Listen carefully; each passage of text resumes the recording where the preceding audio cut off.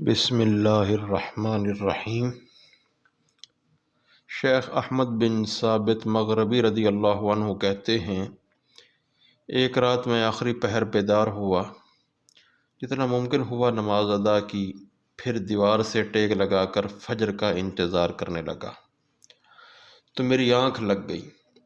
خواب میں میری ملاقات جنوں کے ایک گروہ سے ہو گئی، جنہوں نے اپنا تعارف یوں کروایا: نحن طائفة من الجن المؤمنین ونحن سائرون الى زیارت عابد من عباد جن المؤمنین بالجنان، کہ ہم مسلم جنات کا ایک گروہ ہیں، یعنی ہم مسلمان ہیں، اور مومنین سے جن عابدین کی زیارت کے لیے جنت سے آئے ہیں، یعنی دنیا کے اندر جو جن ہیں عابدین میں سے ان کی زیارت کے لیے آئے ہیں۔ شیخ مغربی کہتے ہیں، انہوں نے مجھ سے کہا کہ ہمارے گھر چلو تاکہ ہماری والدہ بھی آپ کی زیارت کر سکے۔ سو میں ان کے ساتھ چل دیا۔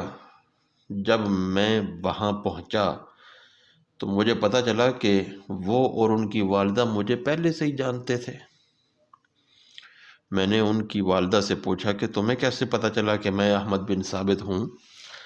تو انہوں نے کہا، من حین ابتدأت نظم الصلاة علی رسول اللہ صلی اللہ علیہ وسلم تسلیما، جب سے تم نے رسول اللہ صلی اللہ علیہ وسلم پر درود شریف کی کتاب لکھنے کا آغاز کیا ہے، تب سے ہم جانتے ہیں۔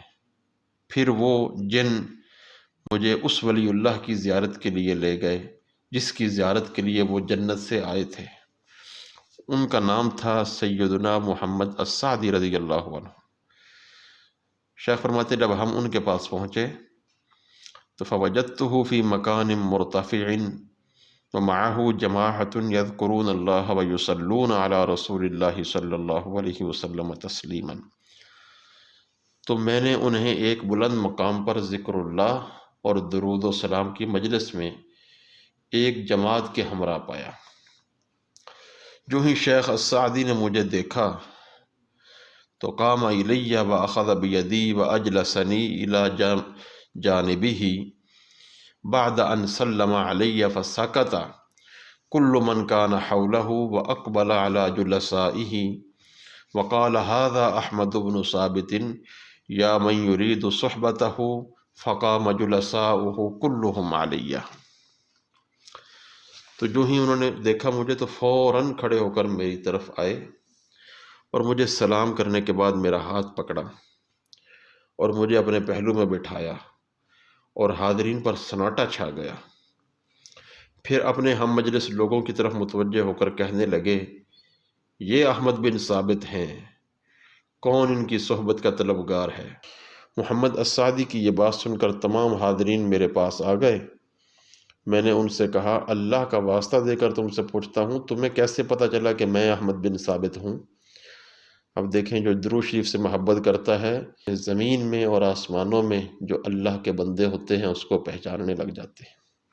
ادھر جنات بھی، جو جنتی جنات تھے، وہ بھی پہچاننے لگ گئے اور یہ بھی کہتے ہیں کہ میں بھی آپ کو جانتا ہوں۔ بہرحال شیخ کہتے ہیں، ہو سکتا ہے جس احمد بن ثابت کی آپ تعریف کر رہے ہو وہ کوئی اور ہو۔ تو انہوں نے کہا، آپ کے چہرے کی رونق بتا رہی ہے کہ وہ آپ ہی ہیں اور کوئی نہیں ہو سکتا۔ یعنی جب بندہ درود شریف پڑھتا ہے تو اس کے چہرے کے اندر جو نور ہوتا ہے وہ تمام نوروں سے ایک منفرد نور ہوتا ہے، جس سے وہ بندہ سب لوگوں سے ممتاز ہو جاتا ہے۔ شیخ فرماتے، پھر میں نے ان سے پوچھا کہ آپ مجھے کب سے جانتے ہیں؟ تو سیدنا محمد السعدی نے جواب دیا، عرفتک من یوم بدأت تنظم الصلاة علی رسول اللہ صلی اللہ علیہ وسلم تسلیما ابشر بما کان لک من خیر عند اللہ۔ جس دن آپ نے درود و سلام پر کتاب لکھنے کا آغاز کیا، میں اس دن سے ہی آپ کو جانتا ہوں، تمہیں اس خیر کی خوشخبری ہو جو اللہ رب العزت کے ہاں تیرے لیے مقدر ہو چکی ہے۔ ایسے ہی گزشتہ واقعات کے اندر بھی آپ نے دیکھا کہ شیخ کس انداز میں لوگ جاننے لگے۔ جو واقعہ گزرا کہ سیدنا علی الحاج قدس سرہ العزیز کو وصال کے بعد شیخ کی درود و سلام پر لکھی ہوئی کتاب کا علم ہوا، جو کہ شیخ نے ان کے وصال کے بعد لکھی تھی۔ علی الحاج کا وصال پہلے ہو چکا تھا، شیخ نے کتاب بعد میں لکھی، پھر بھی ان کو پتہ چل گیا، اور انہوں نے شیخ مغربی کو بتایا مجھے کیوں نہ پتہ چلتا، واللہ لقد لاح نورها فی السماوات والارضین السبع، درود السلام کی کتاب کے نور سے ساتوں آسمان اور ساتوں زمینیں چمک اٹھی۔ ایسے ہی شیخ احمد بن ثابت کو اپنے ایک دوست کا خواب آیا تو اس نے بتایا کہ ابشر یا اخی انت عند اللہ من الصدیقین، اے میرے بھائی تمہیں مبارک ہو، تم اللہ کے ہاں صدیقین میں سے ہو۔ شیخ فرماتے ہیں میں نے کہا بما انا عند اللہ من الصدیقین، میں کس وجہ سے اللہ کی بارگاہ میں صدیقین سے ہو گیا ہوں؟ تو اس نے کہا بما نظمت من الصلاۃ علی رسول اللہ صلی اللہ علیہ وسلم تسلیما، اس وجہ سے تم صدیقین میں سے ہو گئے ہو جو تم نے سرکار دو عالم صلی اللہ علیہ وسلم پر درود و سلام کی کتاب لکھی ہے۔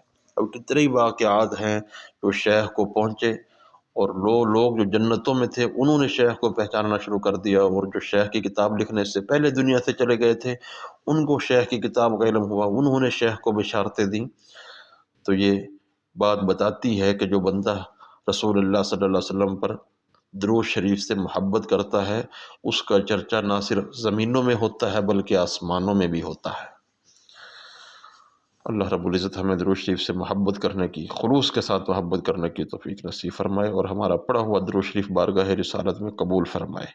آمین یا رب العالمین بحرمت سید العالمین۔